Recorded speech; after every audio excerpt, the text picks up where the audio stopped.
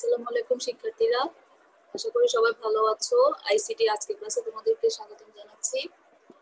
আজকে আমাদের পাঠের বিষয়বস্তু হচ্ছে বুলিয়ান অ্যালজেব্রা, যেটা আমরা আমাদের গত ক্লাসেও কিছুটা পড়েছিলাম। তো চলো ক্লাস শুরু করা যাক।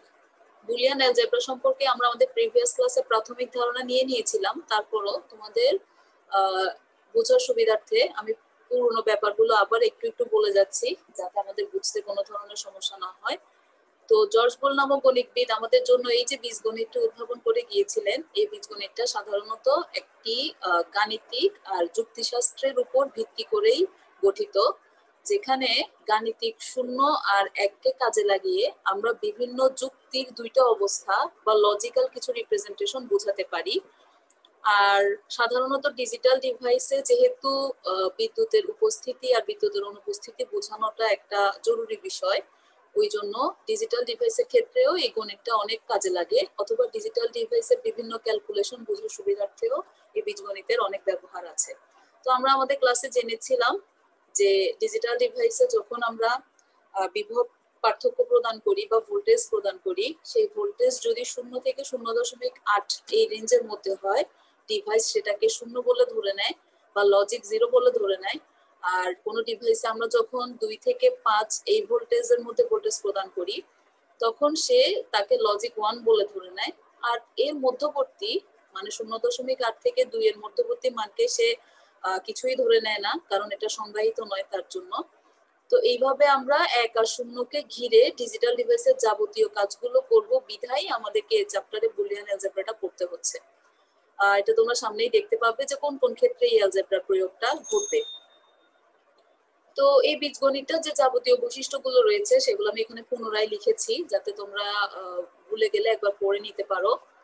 বুলিয়ান অ্যালজেব্রা সাধারণত আমরা দুইটাই অঙ্ক ব্যবহার করব, 0 আর 1, কিন্তু আসলে ওদেরকে অঙ্ক না বলে যুক্তির দুটি অবস্থা বা বিভিন্ন দুটি সিচুয়েশন বা দুই ধরনের ক্ষেত্র বললেও ভালো হবে, কারণ হচ্ছে এটা শুধুই গাণিতিক দুটি অঙ্ক নয়, এটা কিন্তু আরো অনেক কিছুই প্রকাশ করে বুলিয়ান অ্যালজেব্রার ক্ষেত্রে।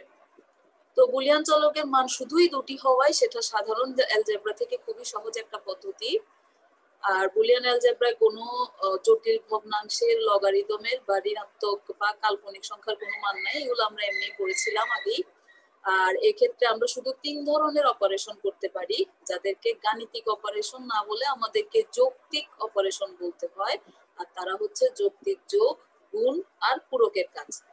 আর এক্ষেত্রে কোনো জ্যামিতিক সূত্র আমরা ব্যবহার করি না। তো আমরা পড়েছিলাম বুলিয়ান চলক। আমরা বলেছিলাম যে বুলিয়ান অ্যালজেব্রায় যে ধরনের রাশিগুলো আমরা ব্যবহার করব, ওই রাশিগুলো যদি এরকম হয় যে তাদের মানগুলো পরিবর্তনশীল হতে পারে, ওই ধরনের মানগুলোকে আমরা বুলিয়ান চলক বলবো। তো বুলিয়ান চলকগুলো সাধারণত কোনো ইংরেজি প্রতীকের মাধ্যমে আমরা সূচিত করি, ABCD, PQ, R, XYZ এরকম যে কোনো কিছুই ব্যবহার করতে পারি, যেমন এখানে C=A+B ব্যবহার হচ্ছে। তো এখানে A+B আর C এরা সবাই হচ্ছে এক একটি বুলিয়ান চলক। আর আরেকটা যে ব্যাপার সেটা হচ্ছে বুলিয়ান চলকগুলোর মান কি কি হতে পারে সেটা বোঝার জন্য আমাদেরকে বুলিয়ান ধ্রুবকটাও বুঝতে হবে, কারণ এই বীজগণিতে আমরা শুধু দুইজন ধ্রুবককে নিয়ে কাজ করি, একটা হচ্ছে 0 আর একটা হচ্ছে 1, এরা ছাড়া আর কেউই নয়। তবে কখনো কখনো এই 0 আর 1 এর নামটা একটু অন্য ধরনের হতে পারে, সেই ধরনটাও আমরা জানবো একটু পরে। আর বুলিয়ান পূরক বলতে আরেকটি ব্যাপার আমাদেরকে এই ক্ষেত্রে জানতে হয়, সেটা হচ্ছে আমরা যখন কোনো চলকের মান হিসাব করতে যাব, তখন সেই চলকের মান হওয়ার অপশন থাকবে দুটি, একটা হচ্ছে হয়তো 0 হতে পারে সে ভ্যালুটা, নয়তো 1 হতে পারে। আমি বারবার তোমাদেরকে এই কথাটা মাথায় ঢোকানোর জন্য চেষ্টা করেছি। তো এই যে 0 আর 1 নিয়ে যে কথাটা হচ্ছে, এই 0 আর 1কে পরস্পরের পূরক বলা হয় বুলিয়ান অ্যালজেব্রার ক্ষেত্রে, কারণ হচ্ছে এই 0 আর 1 পরস্পরের বিপরীত রাশি হিসেবে আমরা এই বীজগণিতে প্রকাশ করে থাকি। তো বুলিয়ান পূরক বোঝানোর জন্য আমরা একটা চিহ্ন ব্যবহার করি, চিহ্নটাকে আমরা বার বলে প্রকাশ করি। যেমন এখানে নিচে লেখা হচ্ছে যে এর পূরক হচ্ছে এ বার, আর এ বারের পূরক হচ্ছে এ, তার মানে এরা পরস্পর একজন আরেকজনের পূরক রাশি বা বিপরীত রাশি। চলক লেখার ক্ষেত্রে আমার চলকের উপরে একটা বার দিয়ে দিলেই সেটা একটা পূরক রাশি বোঝায়। এরা পরস্পরের বিপরীতধর্মী মান প্রদর্শন করে, আর বিপরীত মান বলতে এখানে 0 বা 1 কে আমরা বোঝাচ্ছি। আর সাধারণত গাণিতিক ভাবে লেখার সময় আমরা যেটাকে প্রাইম বলে চিনতাম, এক্ষেত্রেই সেটাকে আমরা এ বার বলে লিখছি। এখানে প্রাইম লেখাটা তেমন একটা উপযোগী হবে না। এছাড়া বুলিয়ান অ্যালজেব্রায় যে প্রতীকগুলো আমরা ব্যবহার করে থাকি বা মৌলিক প্রতীক, যেমন একটু আগে আমি 0 বা 1 বলছিলাম, আর বলছিলাম যে 0 বা 1 ছাড়াও এক্ষেত্রে কিছু প্রতীক ব্যবহার হতে পারে। তো তারা হচ্ছে এরকম যে কখনো আমরা 1 বলতে পারি, আবার সেই 1 কেও কখনো ইয়েস বলা হতে পারে, কখনো অন বলা হতে পারে, বা কখনো ট্রুও বলা হতে পারে। আবার যখন যাকে আমরা 0 বলছি তাকে আবার ক্ষেত্র বিশেষে কখনো নো বলা যেতে পারে, বা অফও বলা যেতে পারে, বা ফলসও বলা যেতে পারে। এজন্যই আমরা বলছি যে 0 বা 1 শুধু সাধারণ দুটি সংখ্যা নয়, তারা মাঝে মাঝে ভিন্ন কিছু অবস্থাও প্রকাশ করতে পারে। এছাড়া বুলিয়ান অ্যালজেব্রাতে যে সকল অপারেশন সম্পন্ন হয় সে মৌলিক অপারেশন গুলোকে আমরা 3 ভাগে ভাগ করি। তার মধ্যে 1 নম্বর অপারেশনকে আমরা বলতে পারি বুলিয়ান গুণ বা যৌক্তিক গুণ, বা তার আরেকটি নাম আছে, নামটা হচ্ছে এন্ড অপারেশন। এন্ড অপারেশন নামটা আমরা খুব ভালোভাবে মনে রাখবো। বুলিয়ান গুণের যে অপারেশনটা তার একটা ইংলিশ নাম হচ্ছে এন্ড অপারেশন। এছাড়া বুলিয়ান যোগের যে অপারেশনটা তার নাম হচ্ছে অর অপারেশন। এছাড়া বুলিয়ান পূরকের যে অপারেশনটা তার নাম হচ্ছে নট অপারেশন। এটাও আমরা দেখেছিলাম অনেকেই। আর এই অপারেশন গুলো করার জন্য আমাদেরকে যে প্রতীকগুলো ব্যবহার করতে হবে বা যে অপারেটর গুলো ব্যবহার করতে হবে, সেক্ষেত্রে গুণের জন্য বা এন্ড এর জন্য আমাকে একটা ডট ব্যবহার করতে হবে, অরের জন্য আমাকে একটা প্লাস ব্যবহার করতে হবে, আর নটের জন্য আমাকে একটা, বা পূরকের জন্য আমাকে একটা বার ব্যবহার করতে হবে। আর এছাড়া এই অ্যালজেব্রায় আমরা বিভিন্ন সূত্র পড়বো, যে সূত্রগুলোকে আমরা বুলিয়ান উপপাদ্য বা ডি মর্গানের উপপাদ্য বা দ্বৈত নীতি হিসেবে সূচিত করব, যে সূত্রগুলো একটু পরেই আমাদের সামনে আসতেছে। তো সাধারণত আমরা যে এই যোগের বা গুণের বা পূরকের এই যে রুলস গুলো বা অপারেশন গুলো আমরা করব, আর এই সম্পর্কিত আমাদেরকে যে নীতিমালাগুলো বা সূত্রগুলো জর্জ বুল দ্বারা প্রদত্ত হয়েছে বা যে কোনো গণিতবিদ দ্বারা আমাদেরকে দিয়ে দেওয়া হয়েছে, সেগুলোকে আমরা বলবো বুলিয়ান স্বতঃসিদ্ধ। যে বুলিয়ান স্বতঃসিদ্ধ গুলো আমাকে যোগের নিয়ম বলে দিবে তাদেরকে আমরা বলবো যোগের স্বতঃসিদ্ধ। যারা আমাকে গুণের নিয়ম বলে দিবে তাদেরকে আমি বলবো গুণের স্বতঃসিদ্ধ। আর যারা আমাকে পূরকের নিয়ম বলে দিবে তাকে আমি বলবো পূরকের স্বতঃসিদ্ধ। আর তাদের অন্য নাম কি সেটা তো পাশে দেখতেই পাচ্ছ, অর, এন্ড আর নট। তো বুলিয়ান স্বতঃসিদ্ধ কি সেটা কিন্তু আমাদের প্রায় সময় পরীক্ষায় জ্ঞানমূলক প্রশ্নে আসে, এটাও এই ক্ষেত্রে খেয়াল রাখতে হবে। তো প্রথমে আমাদের সামনে আসলো যোগের বুলিয়ান স্বতঃসিদ্ধ। তো যোগের নিয়মগুলোর জন্য আমরা যে স্বতঃসিদ্ধগুলো দেখছি সেগুলো আমরা গত ক্লাসে ভালোভাবে আলোচনা করেছিলাম, তাই এটার ব্যাখ্যাতে আমি আর যাচ্ছি না। তবে এক্ষেত্রে আমরা যে সিদ্ধান্তে উপনীত হয়েছিলাম সেই সিদ্ধান্তটা আমি এক্ষেত্রে তোমাদেরকে আবার জানাই রাখতেছি। সেটা হচ্ছে যোগের ক্ষেত্রে বা বুলিয়ান যোগের ক্ষেত্রে যে ব্যাপারটা আছে, যে আমাদের যে কোনো একটি মান যদি 1 হয় তাহলে কিন্তু যৌক্তিক ফলাফলটা 1 হয়ে যাবে। এটা যোগের ক্ষেত্রে আমাদের একটা উল্লেখযোগ্য কথা ছিল। আমি যখনই যোগ করতে যাচ্ছি সেই যোগে যখন একটি হলো, অন্তত একটি হলেও 1 থাকবে, আর বাকি সব অন্য যাই মান থাকুক না কেন, যোগের ক্ষেত্রে একটা 1 থাকলেই তোমার সেই যোগের ফলাফল 1 হয়েই যাবে, মাস্ট। আর এক্ষেত্রে 1 আর 1 যোগ করলে কিভাবে 1 হয় এই প্রশ্ন যদি এখনো আমাদের কারো মাথায় আসে, সেক্ষেত্রে আমি তাকে যে আনসারটা দিব সেটা হচ্ছে, একটু খেয়াল করো আমি যেটা বলতে চাচ্ছি সেটা হচ্ছে যে 1 আর 1 কে যোগ করলে যে 1 হচ্ছে, এটা নিয়ে আমাদের কারো কারো যদি এখনো সমস্যা থেকে থাকে, তাহলে আমরা যেটা করব সেটা হচ্ছে 1 কে আমরা 1 হিসেবে চিন্তা না করে যুক্তির বা লজিকের ট্রু হিসেবে চিন্তা করব বা সত্য হিসেবে চিন্তা করব। একটা সত্য আর আরেকটা সত্য রাশিকে আমরা যখন যোগ অপারেশন করতেছি তখন ফলাফলটাও সত্য আসতেছে। যদি আমরা এটাকে 1 না ভেবে এটাকে ট্রু বা সত্য আকারে ভাবি, তখনই ব্যাপারটা আমাদের কাছে খুবই ইজি হয়ে যাবে। ঠিক আছে, এভাবে তোমরা জিনিসটা জেনে নিবে। তারপর চলো আমরা দেখি যে বুলিয়ান গুণের স্বতঃসিদ্ধ আমাদেরকে কি বলছে। গুণের বুলিয়ান স্বতঃসিদ্ধ, এক্ষেত্রে আমরা গুণের নিয়মগুলো দেখছি, এগুলো আমরা আমাদের প্রিভিয়াস ক্লাসে আলোচনা করেছি। যৌক্তিক গুণের বা বুলিয়ান গুণের 4টি নিয়ম বা 4টি ক্ষেত্র বা 4টি সিচুয়েশন তোমাদের সামনে দেওয়া হলো। আর গুণের ব্যাপারে আমাদের তেমন কোনো কনফিউশন আসবে না, কারণ বুলিয়ান গুণ আর সাধারণ গুণের নিয়মটা প্রায় সেমই হয়। তো এই জন্য আমাদের এটা নিয়ে তেমন কিছু বলার নাই। গুণের ক্ষেত্রে আমরা একটা সিদ্ধান্ত উপনীত হতে পারি যে বুলিয়ান গুণের ক্ষেত্রে একটা রাশিও যদি শূন্য হয় বা একটা মানও যদি শূন্য হয়, সেক্ষেত্রে আমরা ওই যৌক্তিক গুণের ফলাফলকে শূন্যই বলতে হবে। যদি একজনও শূন্য হয় তাহলে আমাকে ফলাফলকে শূন্য বলতে হবে, অন্যথায় 1 বলতে হবে। ঠিক আছে, এটা আমাদেরকে হাড়ে হাড়ে মনে রাখতে হবে। একটি মান শূন্য হলেই গুণের ক্ষেত্রে ফলাফল শূন্য, আর একটি মান 1 হলে যোগের ক্ষেত্রে ফলাফল 1। তার মানে যোগের ক্ষেত্রে প্রধান হচ্ছে 1 আর গুণের ক্ষেত্রে প্রধান হচ্ছে 0। এটা খুব ভালোভাবে মনে রাখবেন। এরপর আমরা পূরকের কাজগুলো যদি খেয়াল করি, যৌক্তিক পূরকের সময় অ্যালজেব্রা গুলো যে নিয়ম মেনে চলে তাকে আমরা পূরকের বুলিয়ান স্বতঃসিদ্ধ বলছি।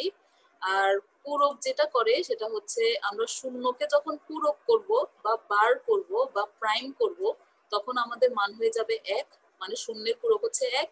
আর 1কে আমরা যখন প্রাইম করব বা বার করব বা পূরক করব, তখন সেটা হয়ে যাবে 0। এই সিম্পল কথাটা মনে রাখলেই হয়ে যাচ্ছে, আর কিছুই না। এরপরে আমাদের সামনে কিছু সূত্র আসতেছে, কিছু উপপাদ্য আসতেছে। এই কিছু ফলাফল বা কিছু সূত্রের মতো জিনিস, এগুলোকে আমরা বুলিয়ান উপপাদ্য বলি। আর বুলিয়ান উপপাদ্যের মধ্যে বুলিয়ান ধ্রুবক আর চলকের সমন্বয়ে এই যে কিছু সূত্র আছে, এই সূত্রগুলোই আমাদের মৌলিক উপপাদ্য নামে পরিচিত। এক্ষেত্রে আমরা প্রতিটা সূত্রতে একটা চলক দেখতে পাচ্ছি, যে চলককে এ দিয়ে সূচিত করা হয়েছে। এখানে এর পরিবর্তে অন্য যে কোনো কিছু বসালেই মৌলিক উপপাদ্যটা প্রমাণিত হবে। তো এই মৌলিক উপপাদ্যগুলো আমরা একটু দেখব। আমরা ক্লাসে হয়তো এই উপপাদ্যগুলো একটু দেখেছিলাম, কিন্তু প্রমাণ করে বা যথাযথ প্রমাণের মাধ্যমে আমরা জিনিসটা দেখতে পারিনি, শুধু নামগুলো দেখেছিলাম হয়তো বা মৌলিক উপপাদ্যের। তো আজকে আমরা প্রমাণ সহ দেখবো যে আসলে কি এই মৌলিক উপপাদ্যগুলো সঠিক। এই এখানে যে এ চলকটা আছে, সেই এ চলকের ভিন্ন ভিন্ন মানের জন্য বা দুটি মানের জন্য আমাদের উপপাদ্যগুলো কি সঠিক কিনা আমরা আজকে প্রমাণ করে করে দেখবো। তোমরা এই মৌলিক উপপাদ্যগুলো খুব ভালোভাবে আত্মস্থ করে রাখতে হবে, তবে মুখস্থ করার কোনো প্রয়োজন নেই। আমাদের যখনই প্রবলেম হবে তখনই আমরা একটু চিন্তা করলে এটার ফলাফল বের করে ফেলতে পারি। তো কিভাবে পারবে, চলো আমরা সামনে আগাই। প্রথমে চলো আমাদের সামনে যোগের কিছু মৌলিক উপপাদ্য আসছে। যোগের মৌলিক উপপাদ্য হিসেবে আমরা লিখলাম a + 0, মানে একটা চলকের সাথে একটা শূন্য যোগ করতেছি। যোগ করলে আমাদেরকে বলছে যে ফলাফল a আসবে। এখন কিভাবে কিভাবে এ আসবে সেটার একটা ব্যাখ্যা দেখা যায়।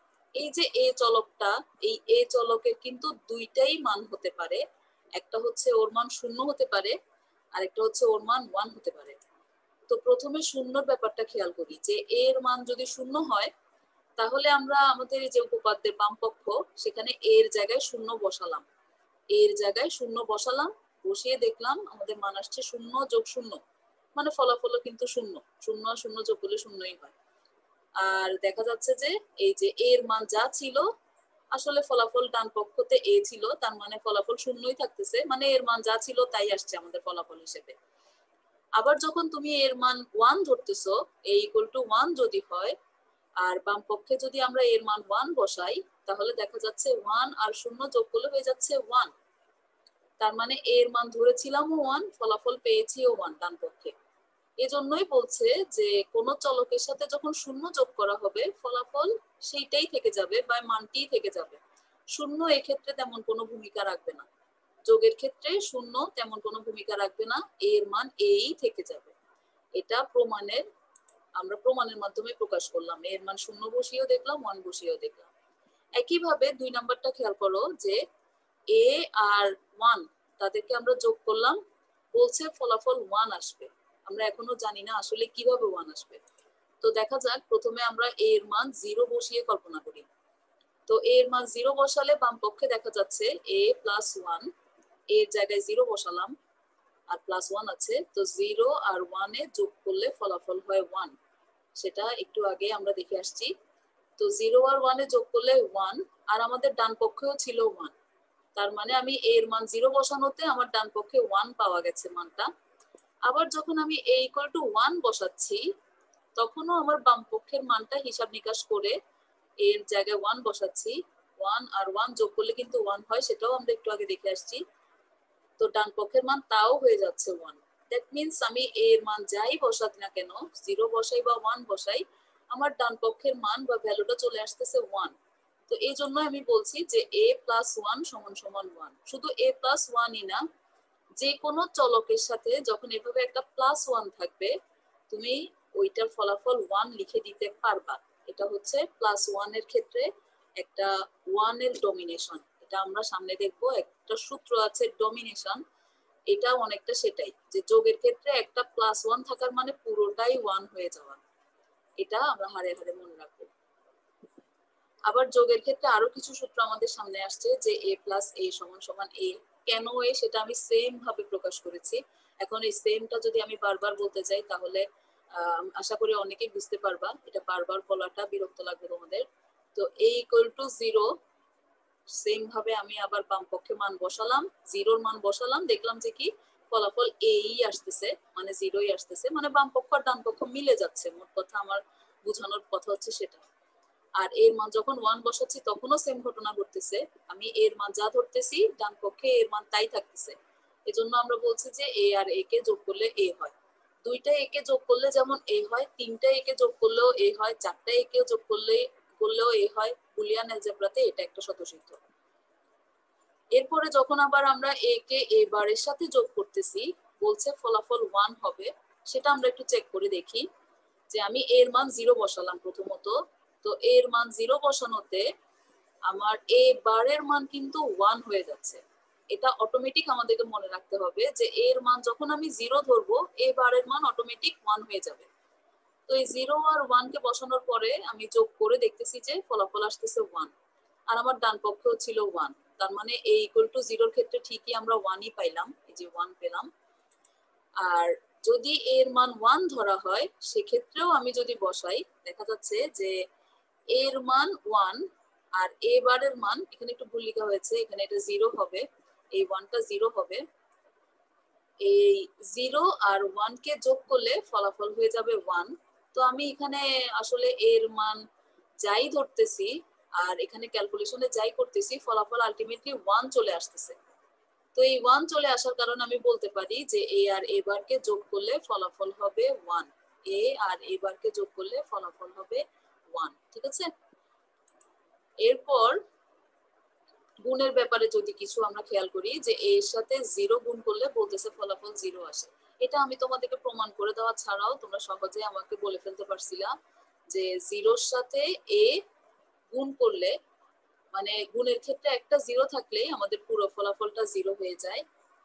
যেমন এর মান যখন আমি 0 ধরবো, তাও আমি 0-তে 0-তে গুণ করলে 0, আবার এর মান যখন আমি 1 ধরবো, তাও আমি 1 আর 0-তে গুণ করলে 0 পাবো। তার মানে মোট কথা আমি এর মান যাই ধরি না কেন আমি ফলাফল 0 পাবো। এটা হচ্ছে গুণের ক্ষেত্রে একটা স্বতঃসিদ্ধ।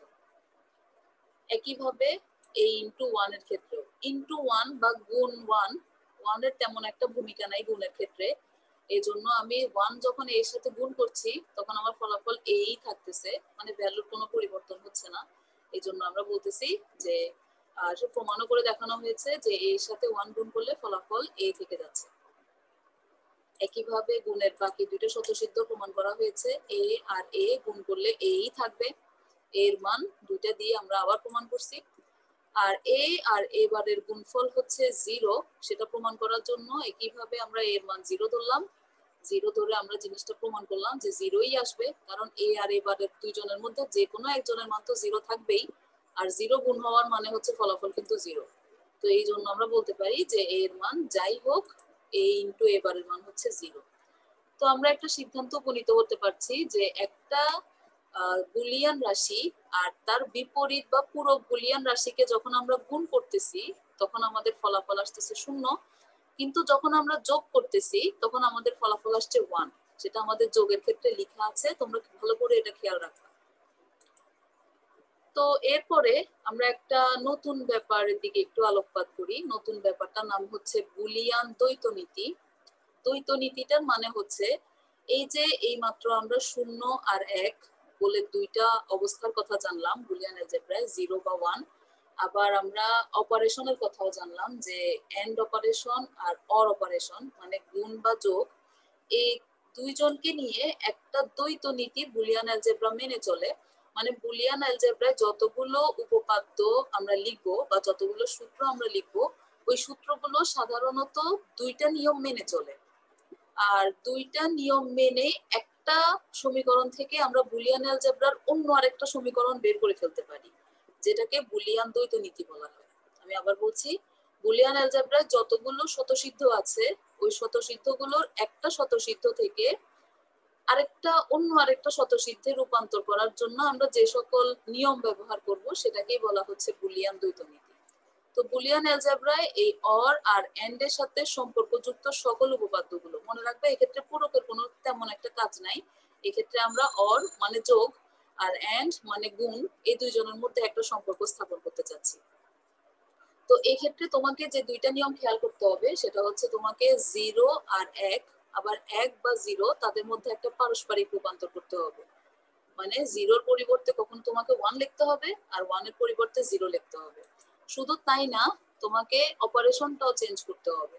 মানে যোগ আর গুণের মধ্যে একটা পারস্পরিক বিনিময় করতে হবে। মানে যোগের পরিবর্তে তোমাকে গুণ লিখতে হবে আর গুণের পরিবর্তে তোমাকে যোগ লিখতে হবে। তাতে করে তুমি একটা সমীকরণ থেকে অন্য আরেকটা সমীকরণে কনভার্ট হয়ে যেতে পারবা। কিভাবে সেটা একটা উদাহরণ দিয়ে দেখানো হলো। সাপোজ আমাদের একটা সমীকরণ হচ্ছে 1 যোগ 1 সমান সমান 1।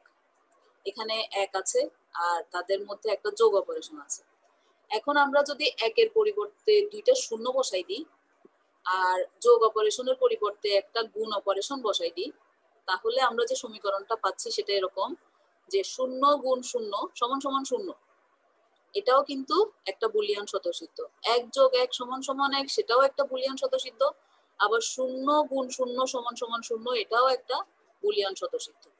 আবার নিচেও আরেকটা উদাহরণ দেওয়া হয়েছে, সেটা তোমরা নিজেরাই যাচাই করে দেখবে যে 0-র পরিবর্তে 1 আর 1-এর পরিবর্তে 0 আর গুণের পরিবর্তে যোগ বসানোতে আমরা কি অন্য আরেকটা বৈধ স্বতঃসিদ্ধ পাচ্ছি কিনা। পেলে ওটাকে আমরা বুলিয়ান দ্বৈত নীতি বলবো। বুলিয়ান অ্যালজেব্রা যে কোনো সমীকরণের ক্ষেত্রে এটা সত্য। যে কোনো সমীকরণ, বিশেষ করে অর আর এন্ড এর সাথে রিলেটেড সকল সমীকরণ এই দ্বৈত নীতিটা মেনে চলে।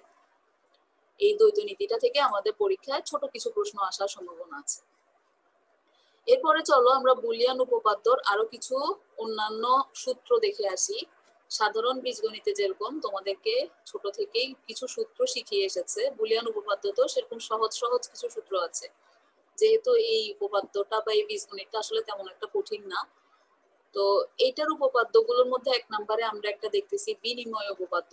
মানে হচ্ছে আমরা যখন দুইটা ভিন্ন চলকের মধ্যে যোগের কাজ করব, আর ওই যোগের কাজের জন্য তুমি ওই চলকগুলোকে আগে আর পরে করাটা তেমন একটা ইফেক্ট ফেলবে না। মানে আমরা যাকে a প্লাস বি বলবো তাকে আবার b প্লাস এও বলা যাবে। খুবই সহজ একটা থিওরাম, আমরা সহজে এটা এমনি বুঝি। আবার গুণের ক্ষেত্রেও একই বিনিময় উপপাদ্যটা থাকবে। তবে এই উপপাদ্যটাকে যে বিনিময় উপপাদ্য বলে সেটাও কিন্তু তোমাদেরকে জানা থাকতে হবে। তারপরে বলছে অনুষঙ্গ উপপাদ্য, সেটাও খুব সহজেই দেখা যাচ্ছে যে যখন আমরা বাম পক্ষে বি প্লাস সি কে একসাথে যোগ করে, মানে বি প্লাস সি এর যোগফলকে এর সাথে যোগ করতেছি, আবার সেটাকে যদি আমরা এ প্লাস বি কে যোগ করে সি এর সাথে যোগ করি, তাও ফলাফল সেমই থাকবে। এটাকে বলছে অনুষঙ্গ। আবার একই ঘটনা গুণের ক্ষেত্রেও করা যাবে, তো অনুষঙ্গ উপপাদ্য বলছে ওটাকে। আবার বিভাজন উপপাদ্য বলে একটা উপপাদ্য আসছে। বিভাজন উপপাদ্যর ক্ষেত্রে আমরা প্রথম উপপাদ্যটা খুব সহজেই দেখতেছি যে এর সাথে গুণ হিসেবে বি প্লাস সি লেখা হচ্ছে, বি প্লাস সি এর মধ্যে একটা যোগ অপারেশন আর তার সাথে এ কে গুণ করা হচ্ছে। তো সাধারণ বীজগণিতে আমরা যেভাবে গুণ করে দেই এর কোন রাশির সাথে, এক্ষেত্রে সেটাই করা যাবে। মানে এর সাথে আমরা বি কে গুণ করে দিব, প্লাস এর সাথে আমরা সি কেও গুণ করে দিব, এসি। তার মানে আমরা পরবর্তী রাশি পেয়ে যাব এবি প্লাস এসি। এটা সাধারণ গণিতের মতোই হয়েছে ব্যাপারটা। কিন্তু এখানে একটা এক্সট্রা অর্ডিনারি উপপাদ্য আছে যেটা আমি মার্ক করছি, দেখো। এই বিভাজন উপপাদ্যটা আমাদের কাছে কিছুটা নিয়ম হতে পারে। সেটা হচ্ছে এ প্লাস বিসি, মানে বি আর সি এর গুণফলের সাথে এ কে যখন যোগ করতে যাব, তখন সেটাকে কি লেখা হচ্ছে খেয়াল করো। সেটাকে লেখা হচ্ছে এ প্লাস বি, মানে যে এ এর সাথে বি কে যোগ করতেছি, ইন্টু এ প্লাস সি, মানে এর সাথে সি কে যোগ করতেছি। তার মানে বি সি এর গুণফলের সাথে এ কে যোগ করার মানে হচ্ছে এ আর বি এর যোগফল আর এ আর সি এর যোগফলকে গুণ করা, দুটোটা একই কথা। এই সূত্রটা আমাদের সামনে প্রচুর কাজে লাগবে। বিভাজন উপপাদ্য, আমি বারবার একটু পরে বিভাজন উপপাদ্য বলতে থাকবো। এই বিভাজন উপপাদ্যটা আমাদের সামনে প্রচুর কাজে লাগবে, তো ভালো করে খেয়াল করবেন। এরপর আমরা পরবর্তীতে যদি আরো কিছু থিওরামস দেখি, আরো কিছু সূত্র দেখি, তার মধ্যে 1 নম্বর সূত্র হচ্ছে দ্বৈত পরিপূরক। দ্বৈত পরিপূরকের ব্যাপারটা এরকম যে একটা চলকের উপর যখন দুইটা কমপ্লিমেন্ট বা ডাবল কমপ্লিমেন্ট হবে তখন সে তার আবার পূর্বের অবস্থায় ফিরে আসবে। এটা একটু পরে আমরা প্রমাণ করেও দেখব। এরপর বলছে অপরিবর্তনীয় উপপাদ্য, যেটা আমরা একটু আগে দেখে আসছি যে এ আর এ কে যোগ করলে এ হয়। এখানে আমি লিখেছি এক্স আর এক্স কে যোগ করলে এক্স হয়, আবার এক্স আর এক্স কে গুণ করলেও এক্স হয়, মানে একটা সমজাতীয় রাশিকে গুণ করলে বা যোগ করলে ওই রাশিটাই থেকে যায়। এই উপপাদ্যটাকে বলে আইডেমপোটেন্ট বা অপরিবর্তনীয় উপপাদ্য। এটা বুলিয়ান উপপাদ্যের ক্ষেত্রে শুধুমাত্র সম্ভব, সাধারণ বীজগণিতে এটা সম্ভব না। এরপরে বলছে আইডেন্টিটি বা পরিচিতি উপপাদ্য, যেমন যখন আমরা কোনো চলকের সাথে শূন্য যোগ করেছি ওই চলকের মানটার কোনো পরিবর্তন হয় নাই, চলকটাই থেকে গেছে, এই কারণে এই উপপাদ্যটার নাম হচ্ছে পরিচিতি উপপাদ্য। আবার যখন একটা চলকের সাথে আমরা 1 গুণ করেছি তখনও ওইটা কিন্তু মানের কোনো পরিবর্তন হয় নাই, এটার মান যা ছিল তাই থেকে গেছে। তো এই ক্ষেত্রে যোগের ক্ষেত্রে 0 আর গুণের ক্ষেত্রে 1 তেমন কোনো প্রভাব ফেলে না, এরকম করে আমি যে কথাটা বলেছিলাম একটু আগে, ওই উপপাদ্যগুলোকেই বলা হচ্ছে পরিচিতি উপপাদ্য। ঠিক আছে, উপপাদ্যগুলোর নামগুলো আমাদের কখনো কখনো প্রশ্নে আসতে পারে, তাই আমরা জেনে রাখবো। এরপরে বলছে ডমিনেশন বা কর্তৃত্ব উপপাদ্য, যেটা আমি তখনও পড়ার সময় বলেছিলাম যে যোগের ক্ষেত্রে +1, একটা +1 পুরো রাশিটাকে 1 বানিয়ে দেয় বা পুরো ফলাফলটাকে 1 বানিয়ে দেয়। এটা হচ্ছে এক ধরনের ডমিনেশন যোগের ক্ষেত্রে 1 এর।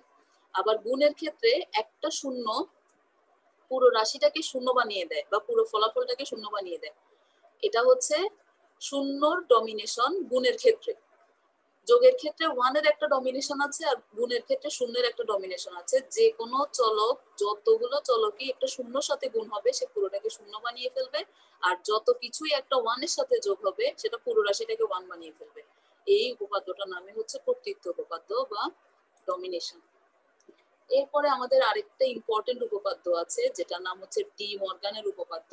আমাদের সায়েন্সের স্টুডেন্টরা ডি মর্গানের উপপাদ্যের সাথে ভালোই পরিচিত আছো আশা করি। যখন আমরা দুইটা বা একাধিক রাশির গুণফলকে বিপরীত করব বা পূরক করব, সেই পূরকটা আবার ওই প্রত্যেকটা রাশির আলাদা আলাদা পূরকের যোগফলের সমান হবে। আবার যখন আমি দুইটা রাশির যোগফলের পূরককে, আবার এটাও লেখা যায় যে ওই রাশিটার আলাদা আলাদা পূরকের গুণফলের সমান। মানে হচ্ছে দুইটা রাশি যখন গুণ হিসেবে থাকবে আর ওই গুণফলের উপরে একটা বার থাকবে, সেই বারটাকে ভাঙতে গেলে আমাকে সেই গুণের চিহ্নটাকে চেঞ্জ করতে হবে, গুণকে যোগ বানিয়ে দিতে হবে আর ওই বারটা 2 ভাগে ভাগ করে দিতে হবে।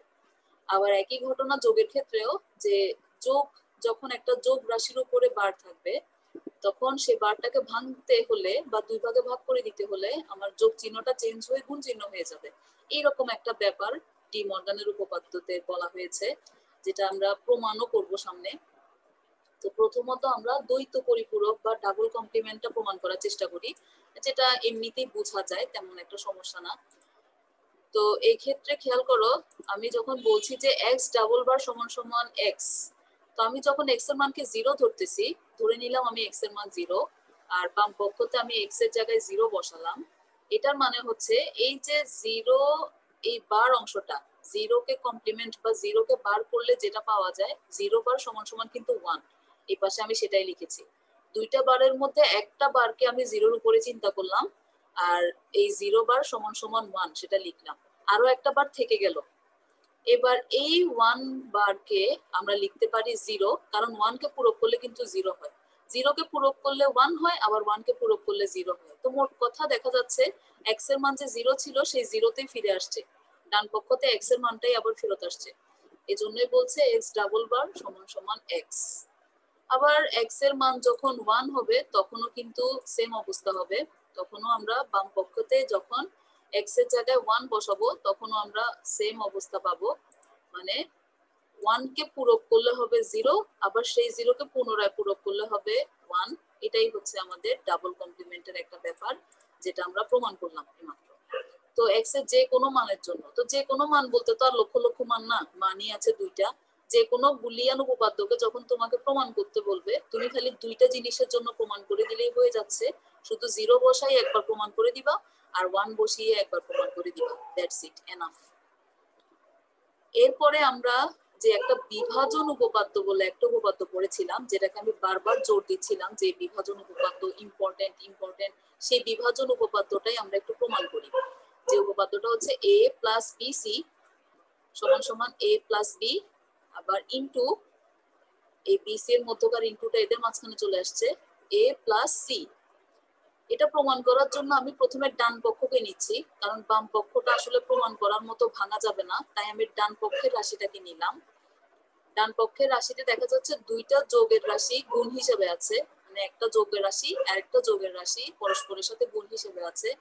আমরা ম্যাথমেটিক্সে কিন্তু এরকম দুইটা রাশিকে গুণ করা শিখেছিলাম, সেই অনুযায়ী আমি দুইজনকে গুণ করছি। দেখো, এ এর সাথে এ কে গুণ করছি এ এ, এর সাথে সি কে গুণ করছি এ সি, বি এর সাথে এ কে গুণ করছি বি এ, আর বি এর সাথে সি কে গুণ করছি বি সি। একইভাবে পরের পার্টে দেখা যাচ্ছে এ আর এ এর গুণফল আসলো এ, এসি এসি থেকে গেল, বি এ কে এবি লিখলাম, বিসি কে বিসি লিখলাম, কিছু করার নাই। এরপরে আমি প্রথম তিনজন রাশি থেকে এ কে কমন নিলাম। প্রথম তিনজন থেকে এ কে কমন নেওয়াতে এখানে থেকে যাচ্ছে একটা ওয়ান, কারণ এই রাশিতে একটা এ ছিল, তো আমি এটাই কমন নিয়ে ফেলাতে এখানে আর ওয়ান থাকছে। এই দ্বিতীয় রাশিতে একটা সি থাকছে, তৃতীয় রাশিতে একটা বি থাকছে, আর লাস্টের রাশি থেকে কমন নিই নাই। তো একটা one plus C plus B থাকার মানে এই ফার্স্ট ব্র্যাকেটের ভিতরের রাশিটা কিন্তু ওয়ান হয়ে যাচ্ছে, যেটা আমরা ডমিনেশন উপপাদ্য অনুযায়ী বলতে পারি যে একটা ওয়ান প্লাস থাকার মানে হচ্ছে পুরো রাশিটা ওয়ান হয়ে যাওয়া। এক্ষেত্রে সেটাই হয়েছে। এরপরে এ এর সাথে ওয়ান গুণ করলে কিছুই হয় না, এ থেকে যাবে, আর এ প্লাস বিসি। দেখো ডান পক্ষ চলে আসছে, তার মানে সরি বাম পক্ষ চলে আসছে, আমরা শুরু করেছিলাম ডান পক্ষ থেকে। তো এইভাবে আমরা বিভাজন উপপাদ্যটা প্রমাণ করলাম, এটা তোমরা খাতায় করে দেখবে। এছাড়া এরপরে আমরা কিছু টুকটাক উপপাদ্য প্রমাণ করি, যেমন আমাদের কিছু সহায়ক উপপাদ্য আছে যেগুলোকে অনেকে সূত্র হিসেবেও লিখতে পারে, আবার অনেকে এমনি প্রমাণ করেও নির্ণয় করে জিনিসটা। তো আমাদের সামনে একটা সহায়ক উপপাদ্য আসছে যেটা বলছে a প্লাস এ বি সমান সমান a। এটা আসলেই কিনা সেটা আমরা প্রমাণ করতে চাচ্ছি, এজন্য আমরা বাম পক্ষের রাশিটাকে লিখলাম a প্লাস এ বি। বাম পক্ষের রাশিটা যে অবস্থায় আছে সেখানে আমি a এর সাথে একটা ওয়ান কে গুণ হিসেবে লিখলে প্রবলেম নাই, কারণ আমরা জানি যে এটা আইডেন্টিটি বোঝায়, মানে একটা ওয়ান কে গুণ করলে এক্ষেত্রে কিছু যায় আসে না। তো এরপরে আমি দেখতে পাচ্ছি উভয় পক্ষে একটা এ আছে, সেই এটাকে আমরা কমন নিলাম। কমন নেওয়ার পরে দেখা যাচ্ছে এখানে একটা এ থাকতেছে আর এখানে একটা এ বি থাকতেছে। আর এরপরে দেখা যাচ্ছে আমি ওয়ান প্লাস, এটা এ বি থাকবে না, এটা আসলে বি থাকবে, শুধু আমি এটা কমন নিয়েছিলাম, এখানে এটা থাকবে না। এরপরে ওয়ান প্লাস যাই থাকুক না কেন, ওয়ান প্লাস হওয়ার কারণে পুরো রাশিটাই কিন্তু ওয়ান হয়ে যাবে, আর এখানে একটা ওয়ান হয়ে যাওয়ার মানে এই এটা এই থেকে যাবে, এর সাথে একটা ওয়ান তেমন কোনো ভেজাল করবে না, তো এই থেকে যাচ্ছে। আর এ প্লাস এ বি সমান সমান এ প্রমাণিত হয়েছে। একইভাবে অন্য আরেকটা সহায়ক উপপাদ্যের সাহায্য যদি নিই, এক্ষেত্রে দেখা যাচ্ছে এ প্লাস এ বার বি। তো এই ক্ষেত্রে আমি এটাকে অন্যভাবে ভাঙলাম। কি উপপাদ্যে ভাঙলাম সেটা যদি তোমরা খেয়াল করো, এক্ষেত্রে আমি বিভাজন উপপাদ্য অ্যাপ্লাই করেছি। বিভাজন উপপাদ্য আমাদেরকে বলেছে যে এ প্লাস বি সি থাকলে সেটাকে আমরা এ প্লাস বি ইন্টু এ প্লাস সি লিখতে পারবো। তো আমরা সেটাই লিখেছি, এ প্লাস বি ইন্টু এ প্লাস এ বার। এ প্লাস বি লিখেছি এক পাশে, আর এ প্লাস এ বার লিখেছি আরেক পাশে। তো এ প্লাস এ বার সমান সমান ওয়ান, সেটা কিন্তু আমরা একটু আগে সূত্রগুলোতে দেখে আসছি। এ প্লাস এ বার সমান সমান ওয়ান, আর এ প্লাস বি কে কিছু লেখা যায় না, তাই এ প্লাস বি থেকে যাচ্ছে, এই ওয়ানটা আর থাকবে না। এটাই হচ্ছে আমাদের ডান পক্ষ বলা হচ্ছে, এটা প্রমাণিত হলো। একইভাবে আরেকটা বলছে এ ইন্টু এ প্লাস বি, এগুলো কিন্তু আমাদেরকে ম্যাথের মতো খাতায় খাতায় করতে হবে, অনেক করতে হবে। নেক্সট ক্লাসে আমরা বোর্ডেও অঙ্কগুলো করব। তো বাম পক্ষতে বলছে এবার এ ইন্টু এ প্লাস বি, আমরা জিনিসটাকে গুণ করে দিলাম গুণের নিয়ম অনুযায়ী, ওরা বলেছে যে গুণ এভাবে করা যায়। তো এ ইন্টু এ যোগ এ ইন্টু বি, তো আমরা জানি যে এ ইন্টু এ কে এ লেখা যায়, সেই হিসেবে আমরা লিখলাম এ, আর এখানে আছে এ বি। এক্ষেত্রে আমরা এর সাথে একটা ওয়ান কে লিখলে কোনো সমস্যা হয় না। তারপরের লাইনে আমরা এটা কমন নিলাম, তারপরের লাইনে এ কে কমন নেওয়াতে এখানে থাকছে এ প্লাস ওয়ান প্লাস বি, আর 1 প্লাস বি মানে কিন্তু এটা 1, 1 প্লাস বি মানে 1, 1 প্লাস থাকার মানে পুরো রাশিটাই সে 1 হয়ে যায়। আর এই 1টার তেমন কোনো ভূমিকা নাই, শুধু এ থাকছে, তার মানে আমার ডান পক্ষতে এ ছিল যে সেটা প্রমাণ হয়েছে।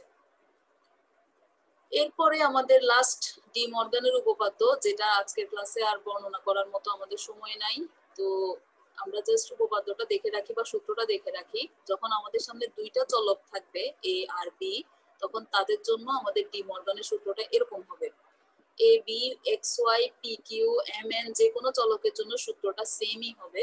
শুধু এটা খেয়াল রাখতে হবে যে আমি যখন একটা হোল বার বা সম্পূর্ণ বারে থাকা কোনো রাশির ভিতরে যোগ থাকে আর তাকে আমরা বারটাকে ভাঙতে যাই বা বিভক্ত করতে যাই, তখন যোগটা কিন্তু আর সেম থাকবে না, যোগটা হয়ে যাবে গুণ। আবার সেম কাজ যখন গুণের ক্ষেত্রে করতে যাব, তখন গুণটা হয়ে যাবে যোগ। এই হোল বারটাকে ভেঙে যখন দুই ভাগে দুইটা চলকের মধ্যে ভাগ করে দিতে যাব, তখন তাদের চিহ্ন চেঞ্জ হবে। এটাই হচ্ছে ডি মর্গানের উপপাদ্যর একটা মেইন কথা। আর এটা যে শুধু দুইটা চলকের জন্য লেখা যাবে তা না, এটা আমরা দুইটা, তিনটা, চারটা, পাঁচটা বা এন সংখ্যক চলকের জন্য এটা সত্য হবে। ডি মর্গানের এই সূত্রটা, যেমন এখানে আমি তিনটা চলকের জন্য লিখেছি এ বি সি, একই রকম ভাবে এবিসি এর জন্য জিনিসটা অ্যাপ্লাই হচ্ছে। তো এবিসি তিনটা বা চারটা এবিসিডি অথবা এবিসিডি ই যতগুলো চলকই হোক না কেন, সেম ভাবে ডি মর্গানের সূত্রটা আমরা অ্যাপ্লাই করতে পারবো। এবার তোমাদের জন্য কিছু বাসায় যাতে তোমরা খাতায় প্র্যাকটিস করতে পারো, ওই জন্য কিছু বুলিয়ান রাশি দিয়ে দেওয়া হচ্ছে। যেমন একটু আগে আমি কিছু রাশিকে প্রমাণ করে দেখাচ্ছিলাম, যে বাম পক্ষ থেকে শুরু করে জিনিসটা সূত্র দিয়ে প্রমাণ করে করে করে আমরা ডান পক্ষতে আসলাম। সেই রকম কাজ করে করে তোমরা এই রাশিগুলোকে প্রমাণ করবে, মানে বাম পক্ষ থেকে শুরু করবা, বিভিন্ন সূত্র অ্যাপ্লাই করে তোমরা ডান পক্ষের রাশিটাতে আনার চেষ্টা করবা। এছাড়া সবগুলোতেই মোটামুটি সেম ভাবে, যেমন এই ধরনের রাশিতে বাম পক্ষ লেখার পরে তোমাকে গুণের কাজ করতে হবে, কোন রাশিতে তোমাকে কমন নেওয়ার কাজ করতে হবে, কোন রাশিতে তোমাকে বিভাজন উপপাদ্য অ্যাপ্লাই করতে হবে। আবার এই 6 নাম্বার রাশির ক্ষেত্রে তোমাকে এই রাশির সাথে এই রাশিটা গুণ করতে হবে, ওই গুণফলের সাথে আবার 3 নাম্বার রাশিটা গুণ করতে হবে। এভাবে তুমি বাম পক্ষের একটা মান পাবা, পরে আবার ডান পক্ষের মানটাও তোমাকে আলাদাভাবে নির্ণয় করতে হবে। পরে দেখা যাবে বাম পক্ষ আর ডান পক্ষ হয়তো সেম আসতে পারে, সেম আসা মানেই হচ্ছে প্রমাণ হবে। আমি তোমাকে রাশিগুলোকে প্রমাণ করতে বলছি, তার মানে এটা বাম পক্ষ আর ডান পক্ষ মিললেই তুমি প্রমাণিত লিখতে পারবা, নতুবা লিখতে পারবা না।